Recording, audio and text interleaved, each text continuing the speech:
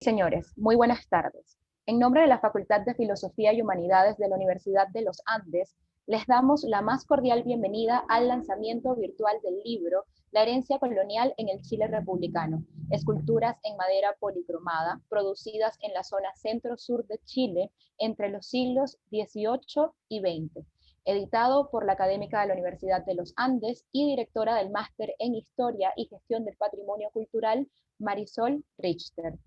Nos acompañan en esta oportunidad la doctora en Historia Isabel Cruz de la Universidad de los Andes, el historiador del arte colonial Govin Bailey de la Queen's University en Canadá, los autores del libro Fernando Guzmán del Adolfo Ibáñez, Patricia Herrera de la Universidad de Playa Ancha, Juan Manuel Martínez de la Universidad Adolfo Ibáñez, Josefina Schenke de la Universidad Adolfo Ibáñez y Marisol Richter, editora e investigadora de la publicación que presentamos hoy. Además, se encuentra presente la señora Sibila Holz, hija de los donantes de la colección Holz-Canny, la cual podrán conocer en el siguiente video preparado por el Museo de Artes de la Universidad de los Andes.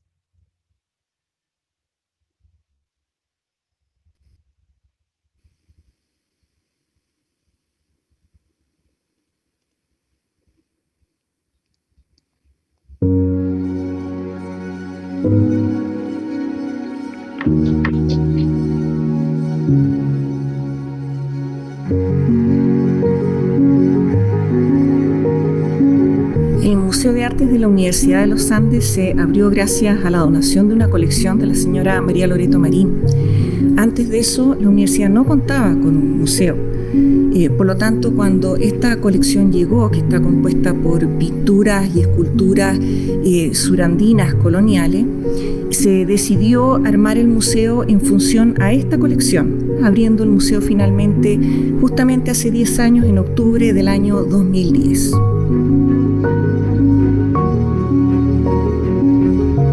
Al año siguiente, en el año 2011, se gestionó la llegada de una nueva colección al museo.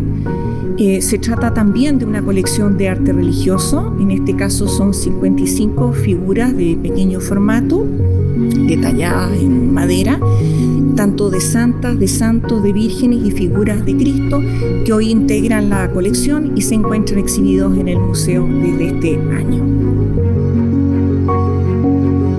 Esta colección permaneció un tiempo guardada en depósito hasta que se decidió iniciar una investigación en torno a esta, para lo cual se invitó a una serie de especialistas que ya habían trabajado en temas de imaginería popular.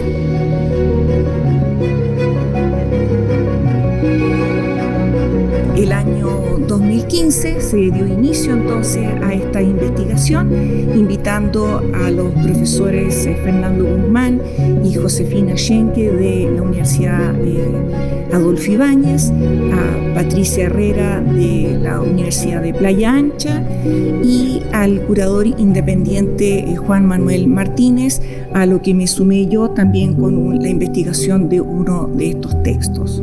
Se invitó también a un historiador del arte canadiense, Govin Bailey, quien trabaja arte colonial americano desde hace muchos años.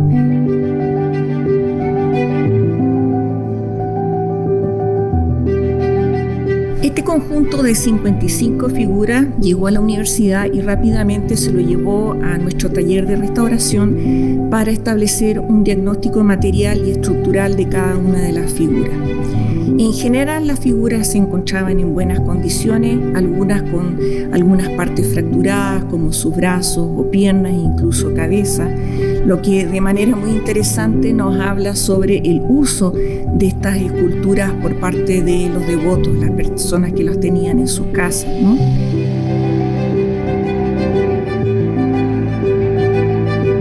Como editora de este libro, pero así también para los autores que le integran, que ya los mencioné previamente, este libro sin duda es una oportunidad no solamente para académicos, sino también para difundirlo a un público amplio, pero así también la exposición que se montó dentro del museo también es una linda oportunidad para que personas interesadas en este tipo de objetos, y público en general, niños y adultos, puedan conocer una imaginería religiosa distinta y los dejamos, por supuesto, tremendamente invitados.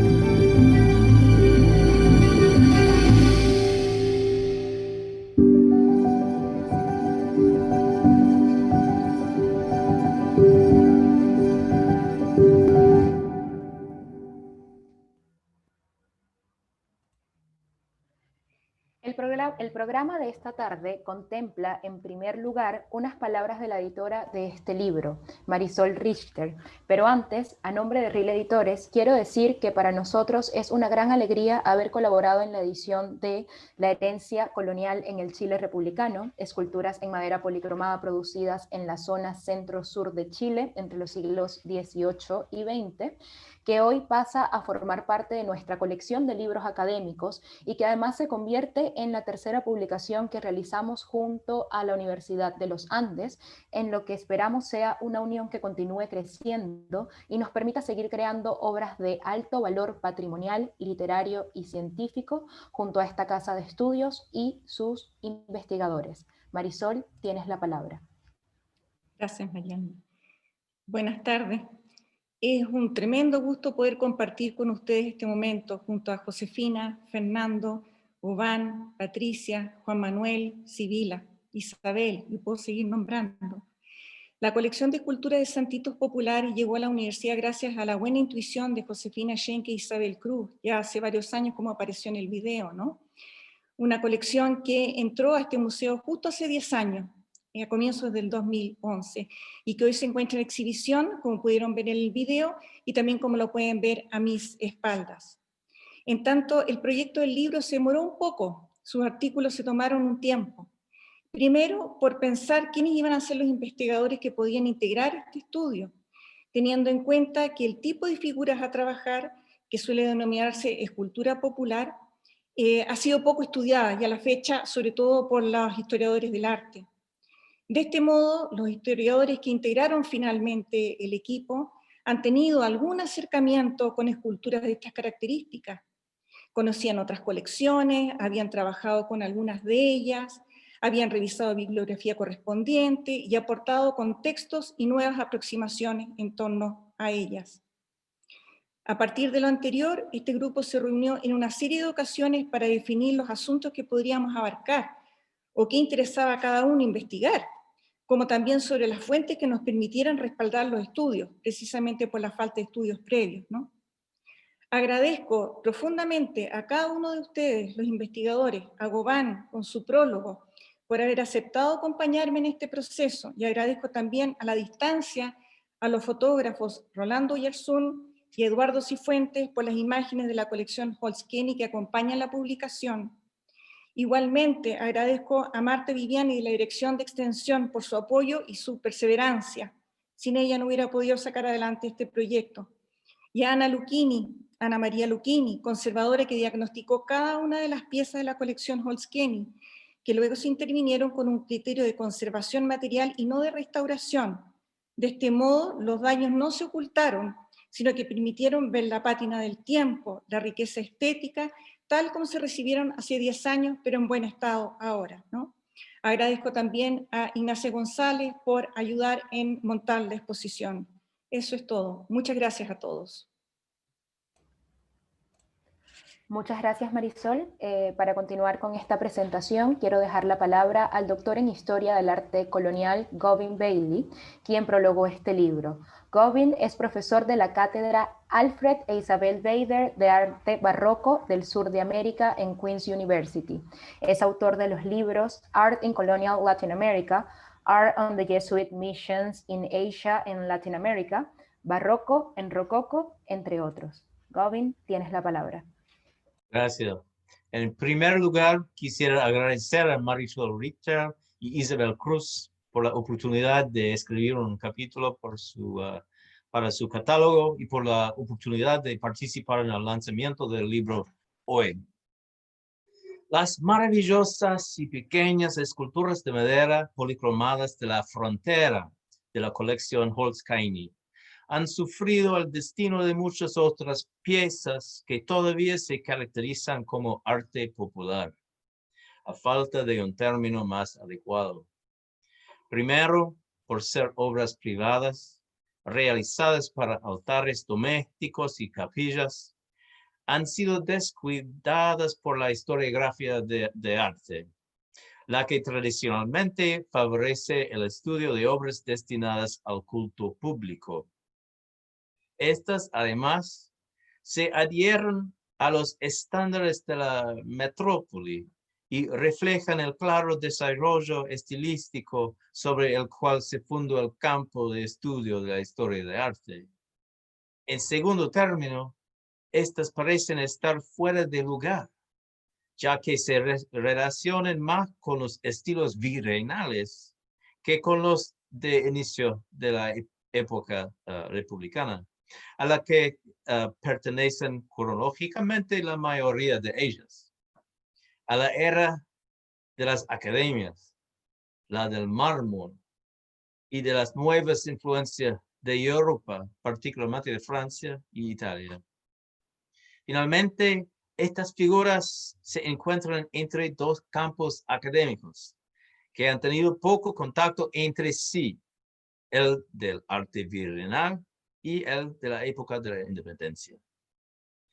Una forma de descubrir más sobre la función de esas figuras fronterizas dentro de la sociedad es compararlas con otros grupos de esculturas que respondieron de manera similar a los modelos barrocos, no solo en Chile, sino en otras partes de América Latina y el mundo. Esto nos sugiere que toda la escultura religiosa, popular y católica realizada en madera sea fundamentalmente idéntica, o que participe en una especie de cultura popular universal. Alfred Neumayer y George Kubler propusieron un punto de vista universalista en la década de 1940, cuando postularon que la escultura arquitectónica virreinal era menos un producto de culturas específicas que un proceso mundial, en el cual los modelos europeos metropolitanos eran copiados por artesanos que no estaban familiarizados con esos cánones. Estas opiniones olvidan las diferencias y le niegan a estas obras de arte sus circunstancias culturales únicas. Cualquier experto reconocerá inmediatamente las distinciones entre imaginerías provenientes de diferentes culturas, incluso si estas parecen idénticas a primera vista. En mi capítulo al catálogo comparé este grupo fronterizo chileno con dos tradiciones similares, una en América Latina y otra en Europa, ambas derivadas de contextos muy diferentes.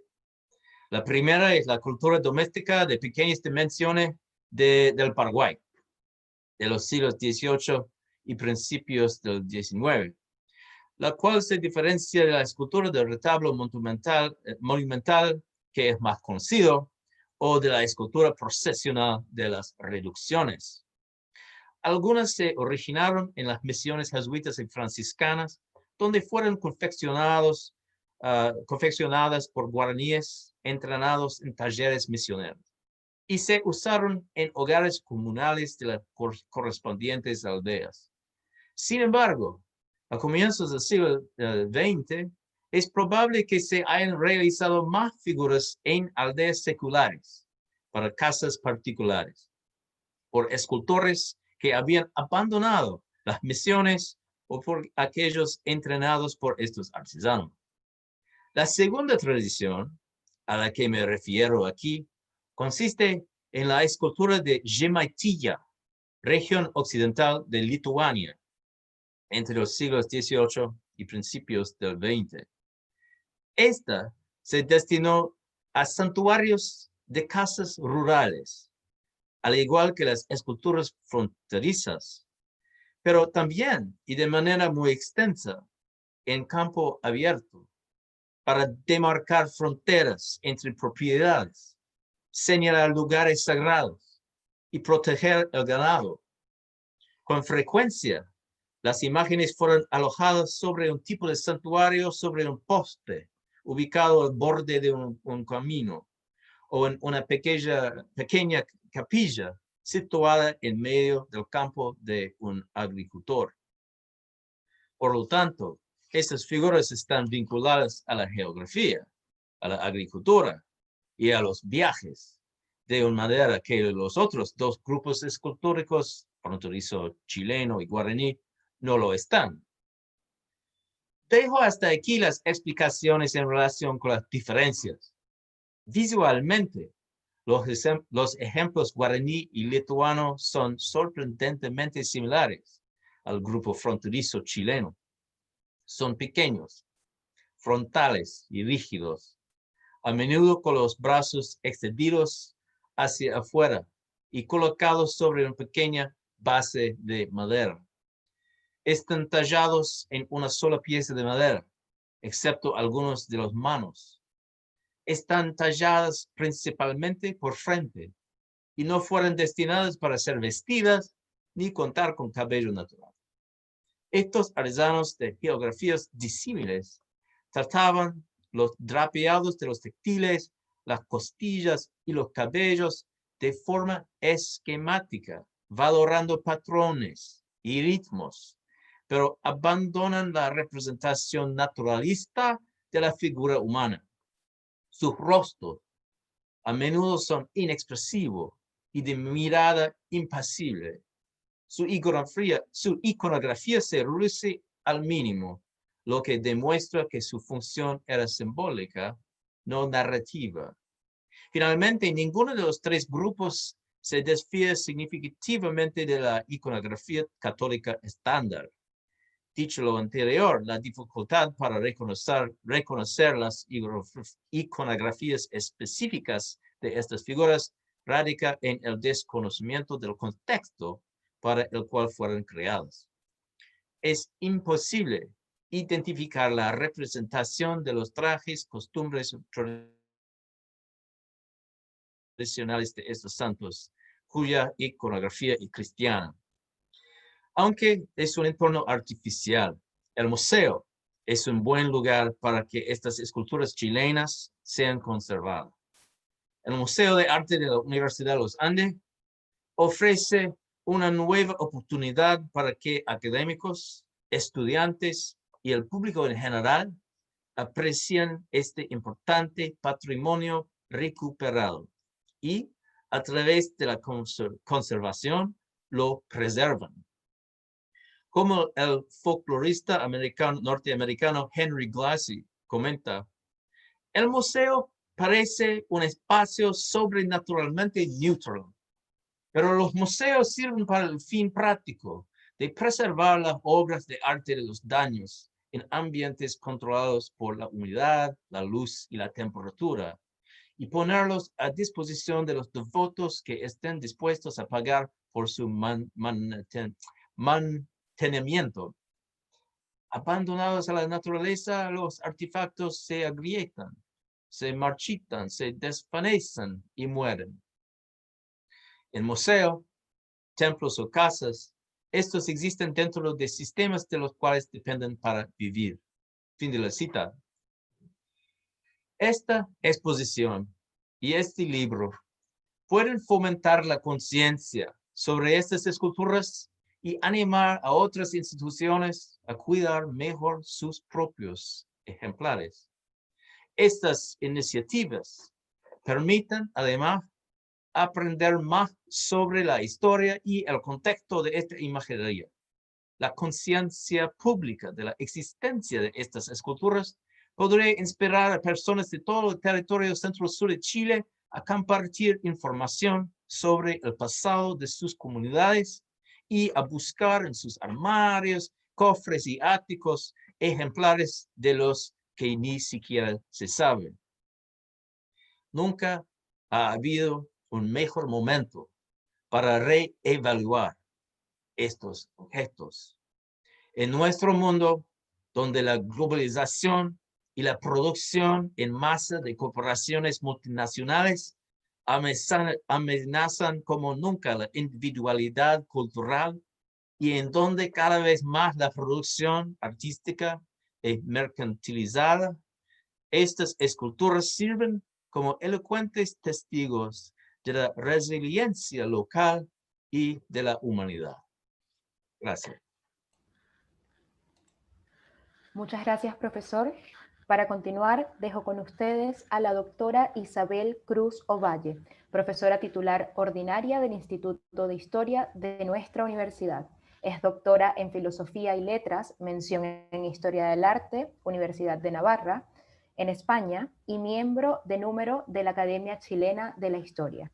Dentro del gran número de libros que ha publicado, mencionamos La cerámica perfumada de las Clarisas, Chile, siglos XVII y XX, junto a las doctoras Alejandra Fuentes y Alexandrine Delatay, Patrimonio Artístico en Chile, de la Independencia a la República, 1790-1840, representaciones visuales, obras arquitectónicas y objetos, y Manos de Mujer, Rebeca Mate y su época, 1875-1929, entre otros. Dejo con ustedes a la profesora Isabel Cruz.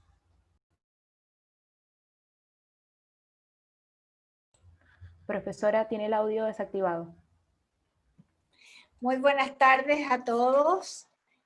Estimados amigos, es un placer estar con ustedes esta tarde y presentar a través de estas breves palabras vuestro interesante libro. Los saludo a todos en conjunto para no alargar más mis palabras y bueno, quiero referirme a cada uno de los estudios. Quizás me voy a repetir un poco las cosas que dijo el profesor Bailey, pero creo que es bueno igual recalcar algunas de las ideas que él resalta en el prólogo del libro. La obra que tenemos el agrado de comentar, La herencia colonial en el Chile republicano, esculturas en madera policromada producidas en la zona centro-sur de Chile, siglos XVIII a XX, propone desde su mismo título una particular perspectiva de análisis y valoración de este patrimonio escasamente conocido y estudiado en nuestro país, y que ha permanecido al margen de las historiografías del arte chileno de los siglos XIX y XX. El uso de la palabra esculturas para referirse a estas piezas implica ya una primera elección, la de situarlas como obras artísticas, de acuerdo a la connotación que se le otorga a este término. Se descartan así vocablos como tallas o santería, empleados por otros autores para definir esta manifestación de la que se ignora casi todo: autor, época, contexto histórico, localización precisa, salvo su presencia misma material e indicios de su iconografía cristiana. ¿Bajo qué presupuestos y condiciones estos objetos pueden ser considerados arte? Esta es la pregunta que orienta a los diferentes estudios coordinados por Marisol Richter e incorporados a este interesante y atractivo volumen.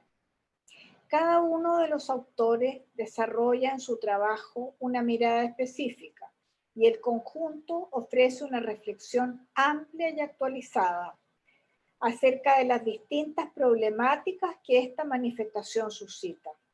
Hay que agradecer a la Universidad de los Andes la adquisición de la colección Holz-Kahn como parte de su acervo de arte colonial y felicitar a los autores y especialmente a la editora de la obra por el rescate y puesta en valor de estas piezas ignoradas que estuvieron en riesgo de desaparecer y que hoy, a través de las páginas de este libro y de las vitrinas de la institución museal, nos sorprenden e interpelan.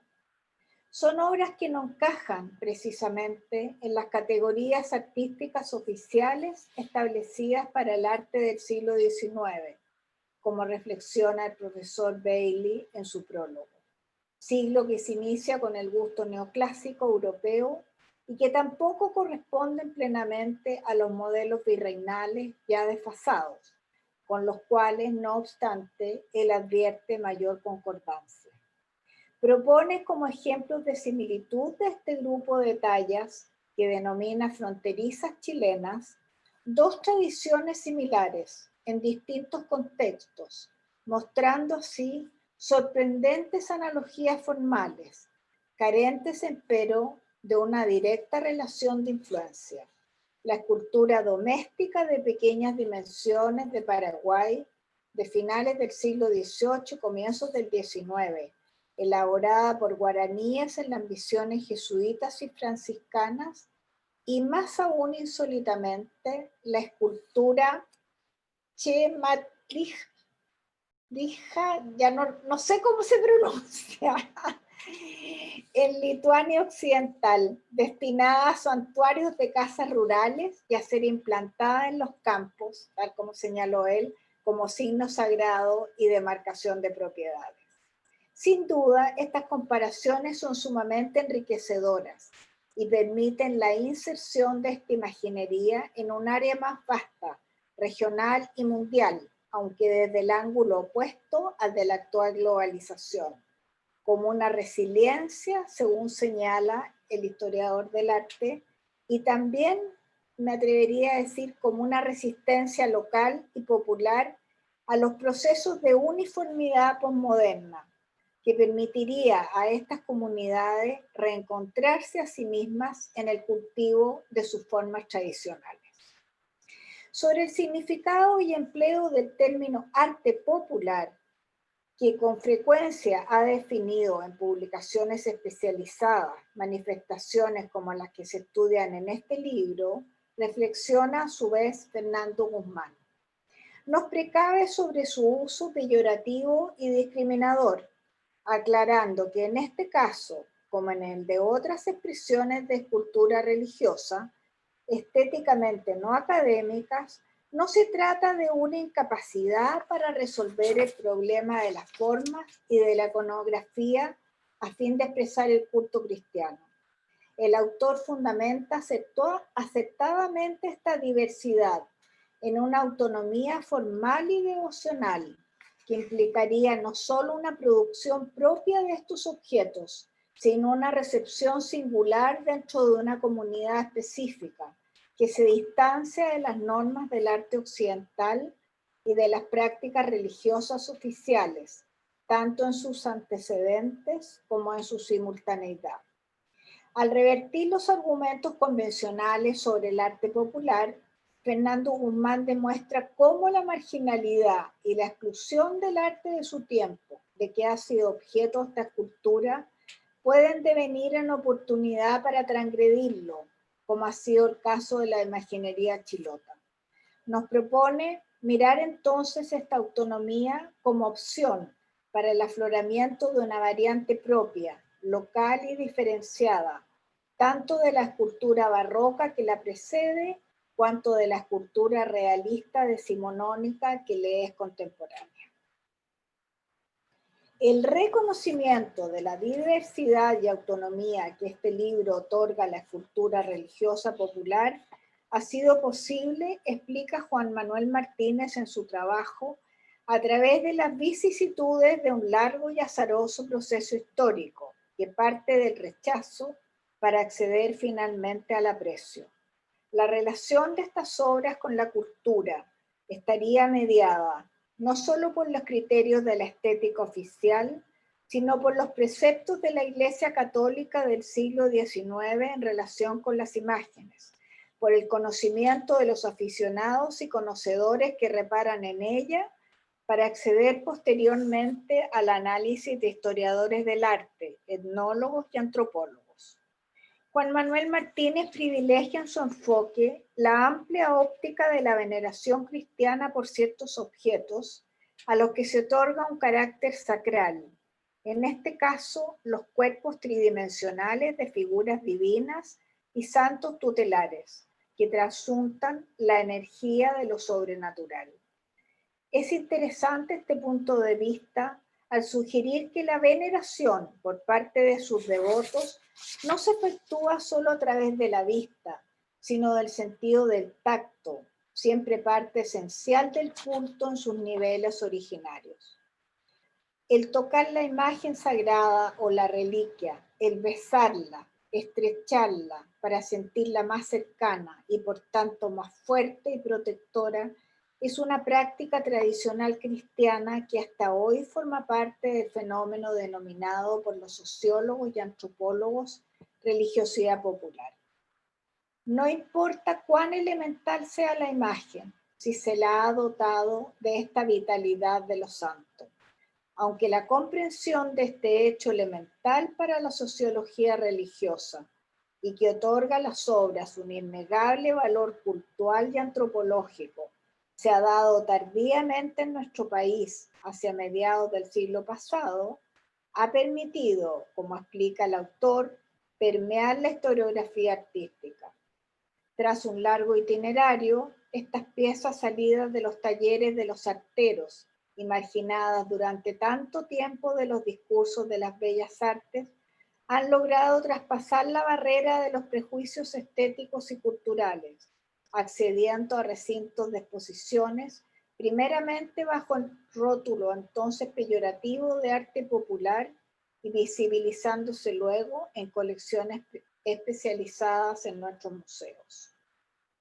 Un acucioso estudio morfológico de las piezas de la colección Holz-Kahani de la Universidad de los Andes realiza aquí Josefina Schenke a través de 3 etapas: análisis formal de estas obras, su comparación con otras anteriores y coetáneas y establecimiento de tipologías morfológicas. La autora observa con detención desde sus tamaños a las peculiaridades de las peanas, los tallados de los rostros y cuerpos, el plegado de los paños o la posición de las manos. Todos rasgos claves para establecer al menos origen y estilo. Por otra parte, el método comparativo, tan fundamental en la historiografía artística, le permite distinguir claramente esta imaginería de otras como la quiteña o la chilota, y a la vez visualizar no solo diferencias, sino similitudes. Finalmente, a partir de la ampliación del campo de estudio al conjunto de colecciones públicas del país, que incluyen imágenes similares y de algunas colecciones privadas, establece una serie de características formales que a su vez posibilitan formular una tipología que denomina de la zona central-sur de Chile o más específicamente de frontera, desde Linares hasta Concepción. Distingue dentro de ellas subtipologías iconográficas. Su trabajo arroja precisiones no solo imprescindibles para el estudio de las formas de estas piezas, sino previas respecto de otras variables, como son función o materialidad. Esta última, una vez que se haya realizado el análisis técnico de los soportes, la identificación de sus maderas, muy probablemente originarias de la zona, y de los pigmentos y aceites utilizados en su policromía. Marisol Richter indaga en estas páginas acerca de un elemento que le permite establecer en el contexto educacional chileno de mediados del siglo XIX los nexos entre la escultura impartida como disciplina formativa en las academias y aquella práctica que se enseña en las escuelas para artesanos. Lo encuentra en el estudio del dibujo como elemento unificador, establecido por la Ilustración y el neoclasicismo como la gramática del arte. En ambos tipos de instituciones académicas y de formación técnica, como demuestra la autora, se asigna la disciplina del dibujo lineal, que incluye la geometría y por ende la matemática, no solo un contenido cultural y económico, sino también social, civilizador, de acuerdo al nuevo rol docente del Estado Nacional y a las prerrogativas didácticas tradicionales de la Iglesia Católica. Así, Marisol Richter amplía el conocimiento sobre la enseñanza del dibujo, mostrando cómo se impartía tanto en las distintas instituciones estatales laicas donde se practicaba para el diseño de los nuevos materiales, yeso, mármol y bronce, como en las escuelas industriales, escuelas nocturnas y en las hermandades y cofradías tradicionales. A partir de este elemento aborda entonces la formación de escultores y artesanos en Santiago durante el período, mediante el estudio de los listados de obras en exhibición en las muestras nacionales de artes e industrias y de sus premiaciones, de la prensa y variadas fuentes, logrando identificar algunos de estos artífices y sus escasas obras conocidas.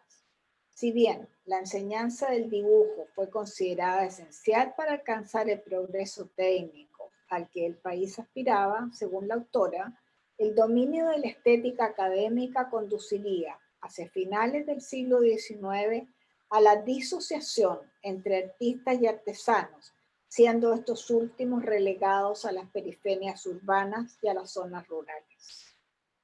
Esta misma problemática, aunque desde otro ángulo, el de la escultura decimonónica en Chile y su ejercicio público y privado, plantea Patricia Herrera en su capítulo.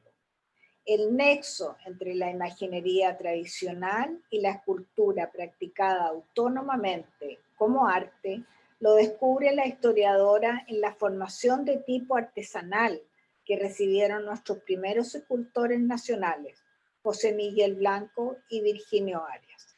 Su exhaustiva pesquisa sobre la formación, figura y escritos del primero muestra al respecto un excelente ejemplo de armónica convivencia entre tradicionalismo y progresismo. Con ello, Patricia Herrera prueba que no hubo quiebre abrupto entre colonia y república en el campo del arte escultórico en Chile, sino una relación de continuidad, convivencia y progresiva sustitución de unos modelos por otros. Destacable y realista conclusión que refuta con sólidos fundamentos la falacia de ciertas teorías artísticas predominantes hoy acerca de la irrupción de la modernidad y el quiebre de paradigmas que no han contribuido precisamente a la comprensión de la historia de las artes visuales en nuestro país. A través del arte, la autora ejemplifica cómo las continuidades y duraciones, los cambios e innovaciones no suelen ser repentinos, según arroja una mirada superficial, sino largamente preparados. En este caso, la formación artesanal no fue para estos artistas un freno ni una coacción, sino una efectiva oportunidad de iniciarse en el arte de las formas y continuar al modo académico, del cual serán no solo los primeros, sino más aún destacados representantes. Liberada de rótulos y términos peyorativos, la escultura religiosa de la zona centro-sur de Chile cobra a través de estas páginas la potencialidad de sorprender e interpelar. Nos sorprende su directa expresividad, que conmueve con formas mínimas, reducidas a lo esencial. Nos interpela su simultáneo arcaísmo y actualidad, abierta a modalidades y épocas del arte distanciadas en el espacio y en el tiempo, como el medievo y ciertas manifestaciones de las vanguardias del siglo XX. El despliegue de miradas, enfoques y problemáticas abordadas en este libro resuelve una serie de cuestiones hasta ahora pendientes en torno a esta escultura, a la vez que contribuye a formular otras tantas que motivarán a sus autores y a otros especialistas a continuar con la investigación, incorporada ya como objeto de estudio al campo de la historiografía artística. La novedad de sus perspectivas, la amplitud con que se trata el tema, y las comparaciones de que son objeto, su sólido aparato bibliográfico y sus aportes teóricos, entre otros aspectos, hacen de la herencia colonial en el Chile republicano, esculturas en madera policromada producidas en la zona centro-sur de Chile, siglos XVIII-XX, un libro fundamental en su materia y en los ámbitos del denominado arte popular, que a no dudarlo marcará un antes y un después. Muchas gracias. Muchísimas gracias, profesora, por su presentación. Para finalizar, quisiera abrir el panel para quienes participaron de este libro e investigación, agradeciéndoles desde ya por su trabajo.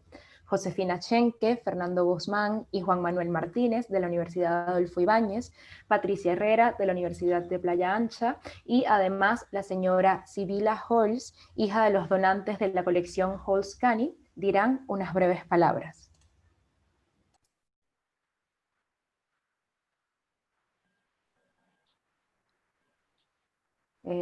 ¿Quién va a partir con las palabras? Josefina, perfecto. Muchas gracias. Hola Isabel, muchas gracias Hola, tanto a Isabel como a Goan por su interesante presentación del libro. Yo quería brevemente contar desde un punto de vista mucho más cotidiano y menos histórico, ¿no es cierto?, y menos teórico, cómo fue el conocimiento de esta colección. Contarles brevemente que tuve la suerte, a partir del año 2007, tuve la suerte de trabajar en la investigación de la colección donada por la señora María Loreto Marín Esteves, gracias a la invitación de Isabel Cruz, y quedar luego como directora del museo, y muy poco después de la inauguración de este museo, que fue el 10 de octubre del año 2010, recibí el llamado de Sibila Holz, Holz-Cani, hija de el señor Florian Holz y de la señora Inés Cani, que ofrecía esta colección para complementar la colección que nosotros ya teníamos, que era la colección de la señora Loreto Marín, porque sus papás estaban muy interesados, bueno, entre paréntesis, una pareja encantadora. Él había sido anticuario y había recibido estas piezas en sacos, decía que recibía las piezas dentro de sacos y que venían desde el sur de Chile, y ella había sido orfebre, nos mostraba algunos de sus dibujos y algunos de los trabajos que había hecho en fotografía. Y bueno, entonces, y sus papás querían que esta colección quedara reunida y que fuera exhibida como un conjunto, porque tenían muchas ofertas de parte de anticuarios que se interesaban por 2 o 3 piezas, pero la intención de ellos era que realmente esta colección quedara en un conjunto. Y así fue como lo busqué en mi mail y encontré que el día 18 de noviembre del año 2010 viajamos con Isabel Cruz y también con el equipo de restauración, Teresa Paul, Merian Kelly, Ana María Lucchini, Carmen Errázuriz y Rosario Domínguez. Viajamos a Santo Domingo, conocimos personalmente a Sibila, conocimos personalmente a sus papás, y entonces después hubo una segunda visita donde nos trajimos las piezas a Santiago y pudimos guardarlas en óptimas condiciones en los depósitos de la Universidad de los Andes. La universidad aprobó la compra de esta colección y nos encontramos entonces con una colección sorprendente por su sencillez, por su belleza y por esta cualidad tan gráfica y tan simple que la transforma en una colección realmente inolvidable, y que además dialoga muy bien con otras colecciones de carácter público-privado que están repartidas desde la zona de Linares hasta la ciudad de Concepción. Además, quiero agradecer mucho el apoyo que me dio siempre Isabel para comprar esta colección, porque Isabel le pareció que era un conjunto de piezas excepcional, y eso también me dio argumento para poder convencer a las autoridades de la universidad de comprarla.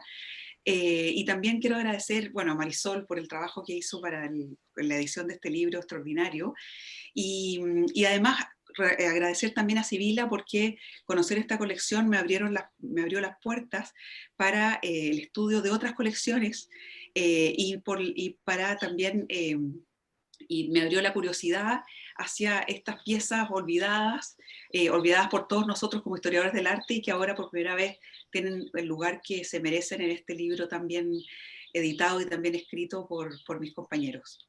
Muchas gracias. Muchas gracias, Josefina. Le damos la palabra entonces a Fernando Guzmán.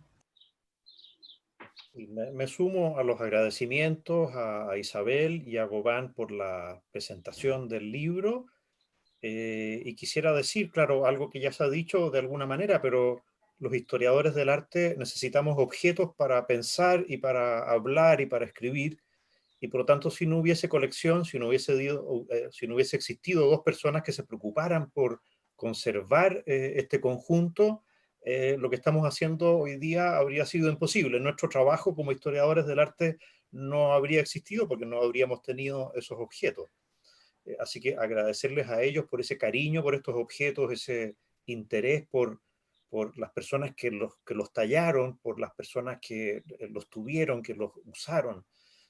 Agradecer también a la universidad, lo que decía ya Josefina, por haber albergado este proyecto desde recibir la colección, hacer todo el trabajo de conservación y también liderar este trabajo de investigación que está dando sus frutos, digamos, en el libro que estamos presentando hoy día, y agradecerle a Marisol, porque verdaderamente el libro no habría salido adelante si no hubiese sido por su tesón y su perseverancia. Hay que decir que los investigadores muchas veces somos veleidosos y perezosos, pero ella se mantuvo constante, nos persiguió y gracias a ello es que bueno, tenemos los textos, la fotografía y todo lo que ustedes van a poder ver en el libro. Así que muchas gracias. Muchas gracias, Fernando. Patricia, por favor. Y bueno, yo estoy muy feliz de poder estar en este encuentro y muy agradecida también. Muchas gracias Isabel, muchas gracias Boban por sus palabras y por su dedicación, la dedicación que le dieron a leer con atención y con esa mirada tan bonita a nuestros textos. Pero yo en realidad quiero hacer solo un pequeño saludo y agradecimiento especialmente a Marisol. Creo que, como dice Fernando, sin ella esto no sale. O sea, recuerdo que hace años atrás nos convocó, hemos pasado un montón de etapas, de procesos, pero si no hubiera sido por su perseverancia, por su cariño, por lo que nosotros llamábamos los santitos populares, este proyecto no hubiera salido adelante. Y agradecer de haber participado en este equipo con Josefina, con Juan Manuel, con Fernando, todas las reuniones que fuimos. Me acuerdo haber ido una vez al museo de la universidad y los santitos estaban en caja, haber empezado a observarlos, a comentarlos. O sea, para mí como historiadora del arte fue un proyecto muy enriquecedor, muy bonito. Le agradezco a Marisol la oportunidad de participar y muchas gracias a la universidad, muchas gracias a RIL, y ojalá que este tipo de colecciones y de objetos patrimoniales realmente se tome el peso y el valor que tienen. Un poco lo que decía Boban, de que la gente empiece a sacar de sus armarios, de sus áticos, estos objetos que hasta ahora se les ha dado tan poco valor y que sin embargo este libro creo que puede ser una puerta para empezar a valorar muchas cosas que tenemos y que no estamos viendo. Así que bueno, reitero mis agradecimientos a Marisol, al equipo, y nada, feliz de estar acá en esta oportunidad. Muchas gracias, Patricia. Juan Manuel. Sí, solamente agradecer por la posibilidad y la confianza de haber participado en este proyecto, una suerte de laboratorio que se armó. Agradecer también por esta donación. Yo creo que una de las fines que uno tiene como investigador, y especialmente en la historia del arte, es poder darle una cierta voz o una cierta interpretación a estos objetos que están en el pasado y que de una otra manera tratan de tener una significancia en la actualidad, ¿no? Y más todavía en estos tiempos que no son fáciles, ¿no? En otras circunstancias estaríamos todos juntos compartiendo, incluso Boban en Chile, en fin, que ojalá que alguna vez también pueda volver acá. Y bueno, nada, o sea, simplemente agradecer también la perseverancia de Marisol. Esta es una tarea, sacar los libros no siempre son cosas fáciles. Bueno, muchas gracias. Muchas gracias, Juan Manuel. Por último, le damos la palabra a la señora Sibila Holz.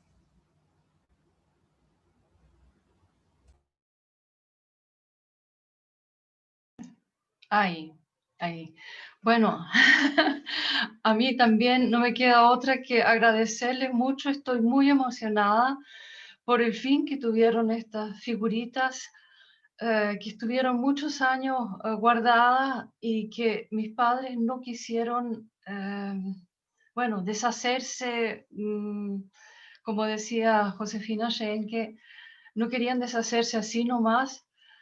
Mi papá era bastante religioso y tenía piedad por estas figuras que no, bueno, tienen un valor, son como íconas, ¿no? Y bueno, me complace mucho, me da mucho gusto y agradezco mucho a todos ustedes por haber tenido ¿cómo se dice? Un acercamiento científico también, no tanto desde el punto de vista artístico, pero socio-religioso, que es una cosa digna de considerarse cada vez más. Es necesario todo esto.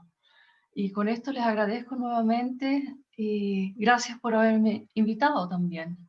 Millón de gracias. Ya, eso fue. Ya, bueno, cierro. Sí, Y Sibila. sí. Bueno, yo creo que ya llegamos al final de la presentación. Marisol, no sé si tengas algo que agregar. Bien cortito, Marialmi. Bueno, estoy muy emocionada en realidad con todo lo que han dicho, el trabajo de ustedes. Ustedes me apoyaron y eso para mí vale mucho. Lo agradezco públicamente. Y para ir cerrando, bueno, muchas gracias profesores, queridos profesores, y a todos quienes se conectaron hoy en esta presentación virtual. En nombre de la Facultad de Filosofía y Humanidades de la Universidad de los Andes, reconocemos especialmente la participación de la profesora Isabel Cruz. Muchas gracias, Isabel, por tu magnífica presentación. También me emocionaste mucho. Por haber aceptado la invitación para comentar el libro que hemos dado a conocer hoy, y extendemos nuestras palabras de agradecimiento a Editorial RIL, María Almin, en nombre tuyo, por acompañarnos en este proceso editorial, que Fabiola, Celeste, estuvieron siempre detrás y apoyándome, al Instituto Historia de la Universidad de los Andes y a la Dirección de Extensión y su museo, que esta tarde ha oficiado de anfitrión. Estamos precisamente dentro del museo también. Igualmente queremos agradecer a todas las personas que participaron y aceptaron la invitación para conectarse hoy día de forma virtual en este lanzamiento, y a todos quienes han querido ser parte de este libro. Muchas gracias. María Almi. Muchas gracias, Marisol. Bueno, y de parte de RIL Editores, yo también quiero agradecerles a las personas que se conectaron hoy y que formaron parte de la presentación de este libro. Quienes tengan interés en adquirirlo pueden hacerlo a través de los enlaces que dejamos en el chat. Y bueno, agradecerles también a los panelistas a quienes nos acompañaron hoy. Esperamos encontrarnos en una próxima oportunidad. Muchas gracias nuevamente y tengan todos muy buenas noches.